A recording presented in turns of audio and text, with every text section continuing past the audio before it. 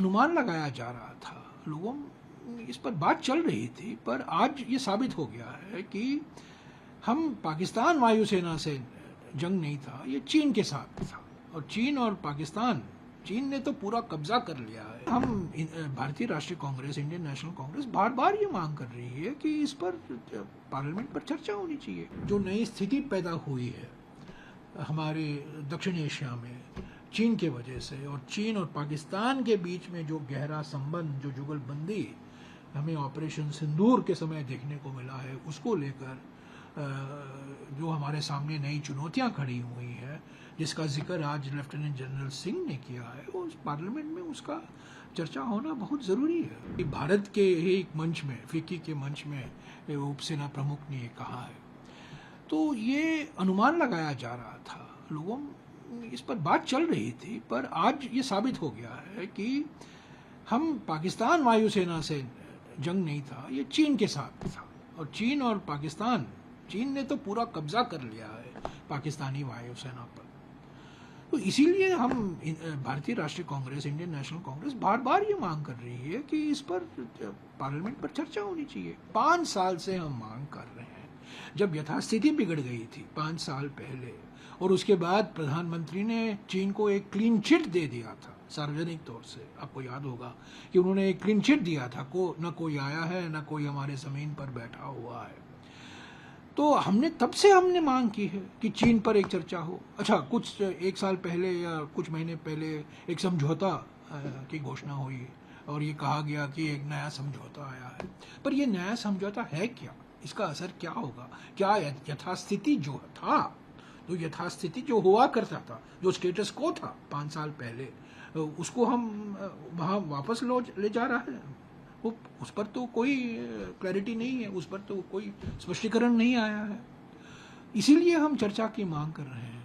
अब तो जो खुलासे हुए हैं, जनरल चौहान के खुलासे हुए हैं, और खास तौर से उपसेना प्रमुख की ओर से जो खुलासा हुआ है, इस जुगलबंदी को लेकर जो सामरिक चुनौतियां हैं, उनको लेकर चर्चा होनी चाहिए, ताकि एक सामूहिक संकल्प बने।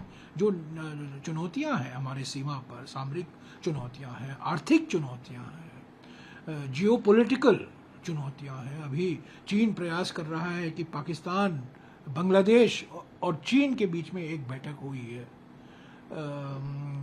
कुनमिंग में। श्रीलंका में उसकी क्या भूमिका है सब लोग जानते हैं। भारत को घेरने का प्रयास किया जा रहा है चीन की ओर से। तो ये इन मुद्दों पर चर्चा होनी चाहिए। पार्लियामेंट का सत्र शुरू होने वाला है 21 तारीख को, और अभी हमें खबर मिली है कि 4 दिन और हम बैठेंगे।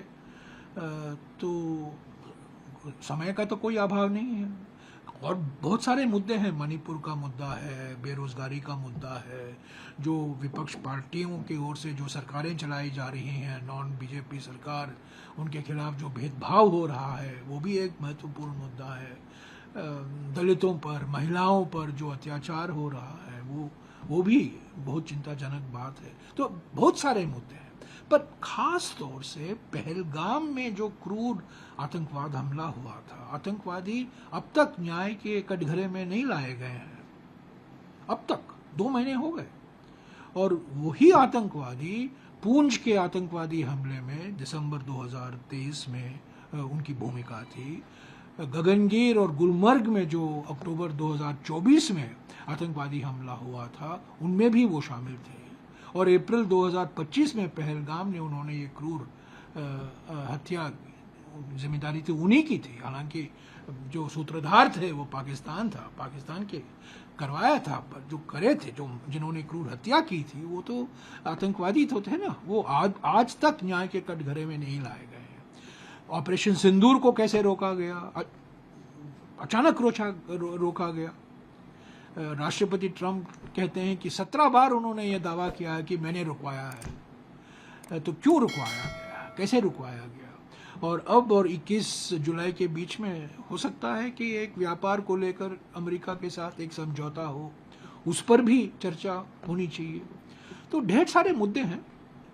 तो हम उम्मीद करते हैं कि इन सब सामरिक मुद्दों पर, आर्थिक मुद्दों पर, और ख़ास तौर से जो नई स्थिति पैदा हुई है हमारे दक्षिण एशिया में चीन के वजह से, और चीन और पाकिस्तान के बीच में जो गहरा संबंध, जो जुगलबंदी हमें ऑपरेशन सिंदूर के समय देखने को मिला है, उसको लेकर जो हमारे सामने नई चुनौतियां खड़ी हुई है, जिसका जिक्र आज लेफ्टिनेंट जनरल सिंह ने किया है, उस पार्लियामेंट में उसका चर्चा होना बहुत ज़रूरी है।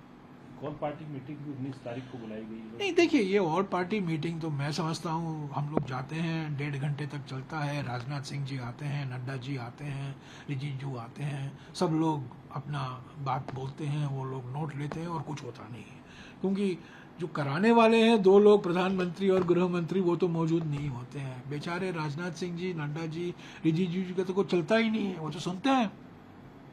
तो ये तो एक औपचारिकता है, इसका कोई असर नहीं है।